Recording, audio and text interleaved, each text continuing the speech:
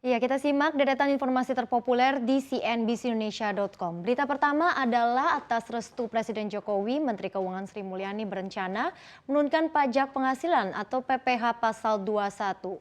Tapi jangan salah ya, tidak semua PPh 21 ini akan diturunkan nantinya.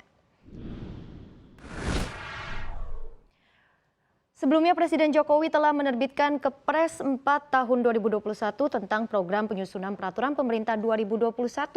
Dalam lampiran itu tertuang rancangan peraturan pemerintah tentang perubahan atas PP 80 2010 terkait tarif pemotongan dan pengenaan pajak PPh pasal 21.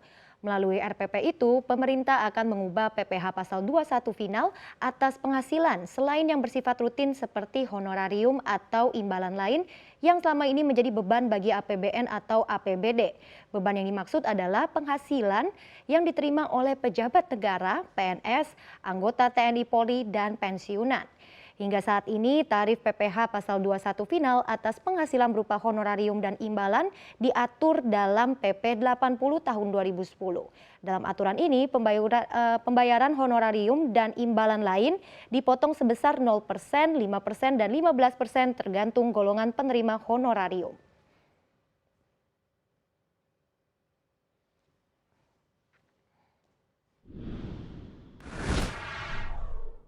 Ya, kita beralih ke informasi populer lainnya ya. Jadi Arab Saudi dan Turki ini kayaknya bakal makin mesra nih karena kedua negara dikabarkan terikat dalam perjanjian pembelian senjata bersama. Presiden Turki Recep Tayyip Erdogan mengatakan Arab Saudi berminat membeli pesawat drone militer buatan Turki. Sebelumnya Turki memang sempat menunjukkan kehebatan drone-nya ketika membantu Azerbaijan dalam perang dengan Armenia pada tahun lalu di wilayah sengketa Nagorno-Karabakh. Seperti diketahui, kini Arab Saudi sudah memiliki perjanjian transfer teknologi dengan perusahaan swasta Turki Vestel untuk membuat drone militernya sendiri. Namun beredar spekulasi luas kalau Arab Saudi juga tengah mencari sumber senjata baru untuk menghindari embargo senjata dari beberapa negara barat atas konflik yang terjadi di Yaman.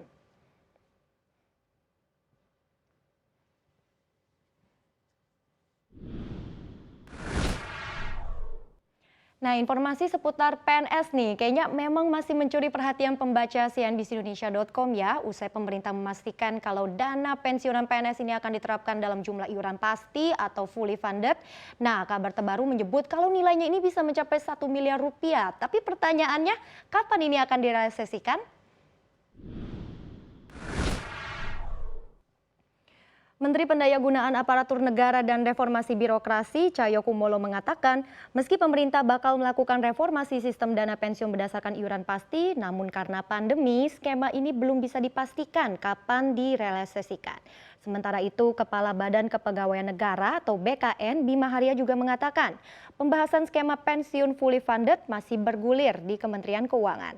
Nantinya perubahan skema pensiunan ini dilakukan untuk memberikan uang pensiunan lebih besar kepada PNS saat habis masa kerja. Skema ini juga diharapkan dapat mengurangi beban dari APBN.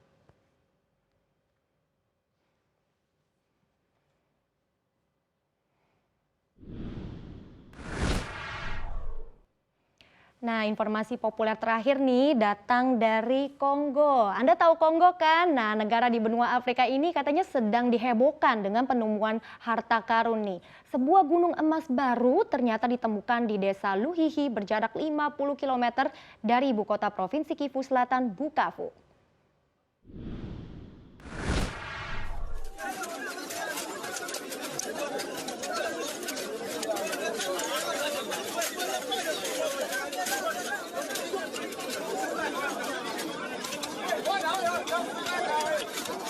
Dilansir dari BBC, kandungan emas di tanah gunung itu mencapai 90%. Menteri Pertambangan Kivu Selatan, Venan Burume menyatakan bahwa sebenarnya penemuan ini sudah terjadi sejak akhir Februari lalu.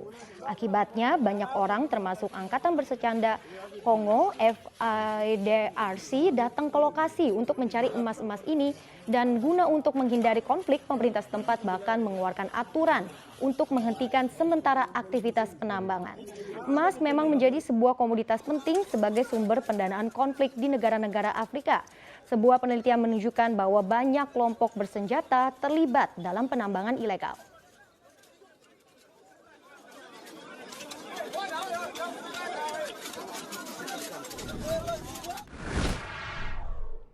Yaitu dia sejumlah informasi terpopuler di cnbcindonesia.com.